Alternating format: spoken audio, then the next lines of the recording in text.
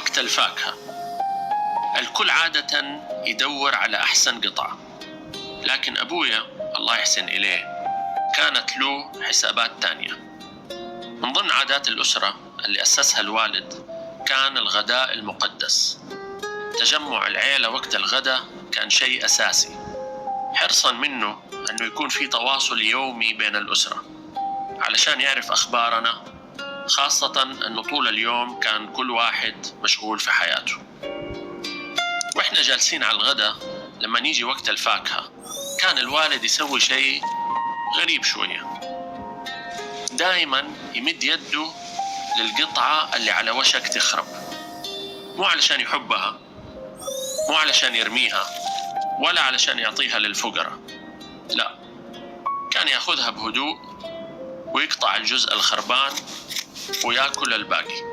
وهذا الشيء ما سواه مرة ولا مرتين، هذه كانت عادة يسويها بشكل مستمر من أول ما كنت طفل ووعيت على الدنيا إلى آخر مرة أتغدينا فيها سوا على الطاولة قبل وفاته بأشهر. كانت عادة سواها قدامي يمكن آلاف المرات.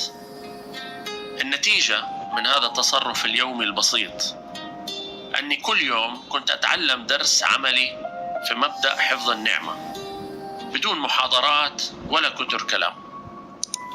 هذه التفاحة اللي على وشك تخرب هي نعمة جات طاولتنا بعد رحلة طويلة، بعد ما البذرة انزرعت والموية سقت والأرض أنبتت والمزارع حصد والعامل نقل جهد كبير جدا علشان توصل هذه النعمة لطاولتنا. نص الهدر الغذائي في العالم بيحصل بسبب عبارة قربت تخرب. أتعلمت من أبويا أنه مو كل شيء على وشك يخرب ينرمي، بعضه يحتاج إنسان حكيم يشيل عنه الجزء الخربان ويستمتع بالباقي ويقول الحمد لله. بالمناسبة هذه عادة تانية كانت عند الوالد، أنه كان بعد ما نخلص الغداء كل يوم وبدون استثناء يقول الحمد لله والشكر لله خلف الله عليكم. المثل يقول الكبير يبلعها والصغير يتعلم، وهذا حرفيا اللي صار.